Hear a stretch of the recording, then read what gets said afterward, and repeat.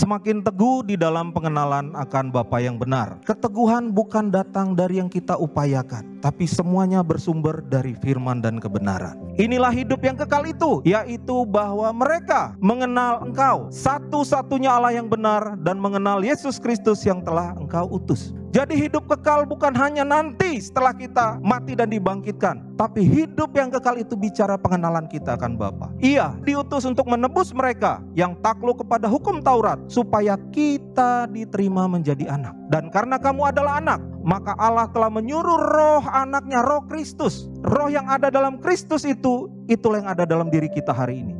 Sehingga kita bisa berkata, ya Aba, ya Bapa. Dan karena kita anak, kita juga adalah ahli waris. Artinya apa yang Bapa punya adalah milik kita. Pengenalan akan Bapa yang benar bukan hanya soal status Bapa anak, tetapi juga tentang hubungan. Bagaimana mengenali Bapa yang benar ini? Mari kita masuk dalam hidup Abraham. Karena iman, maka Abraham tatkala ia dicobai mempersembahkan Ishak, ia yang telah menerima janji itu rela mempersembahkan anaknya yang tunggal. Walaupun kepadanya telah dikatakan, keturunan yang berasal dari Ishaklah yang akan disebut keturunanmu, bukan Ismail. Karena ia berpikir bahwa Bapa yang memberi perintah itu berkuasa membangkitkan orang-orang sekalipun dari antara orang mati. Jadi Abraham dia tidak gentar sedikit pun, karena dia sudah berjalan sekian lamanya dari satu keteguhan, dari satu pengenalan kepada pengenalan. Dia melihat Allah yang selalu membela hidupnya. Jadi dasar ketaatan Abraham adalah takut akan Tuhan. Kita pun bisa taat pada firman kalau kita punya hati yang hormat. Jadi hari ini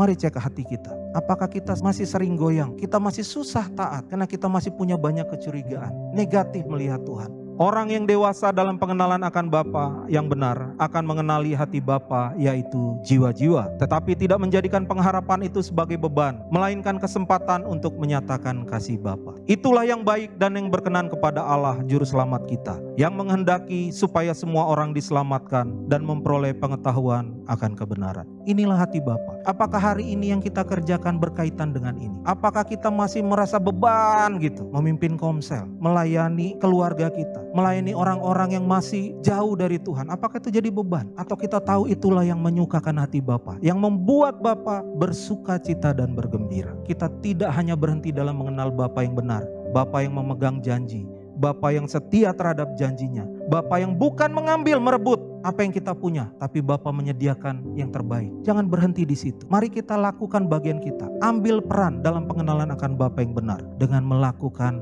apa yang menjadi kerinduan hati Bapa, yaitu jiwa-jiwa.